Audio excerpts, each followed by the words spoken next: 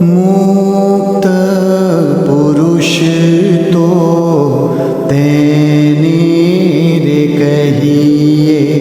મોટા પુરુષ અનંતને સુખિયા કરવા માટે આ બ્રહ્માંડમાં પધારે છે, ત્યારે તેમના અવરભાવનું જતન કરવું એ શિષ્ય તરીકેની આપણી પહેલી ફરજ છે.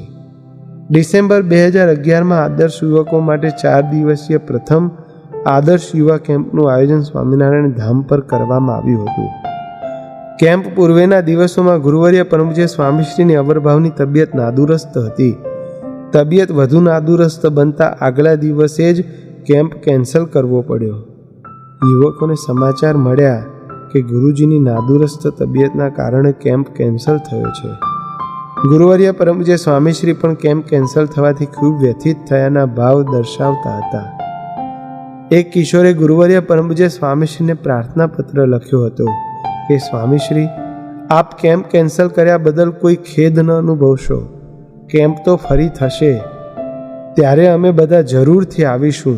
કદાચ નોકરીમાં રજા નહીં મળે તો નોકરી છોડી દઈશું, પણ અત્યારે હાલ આપ આપની અવરભાવની તબિયત સાચવશો.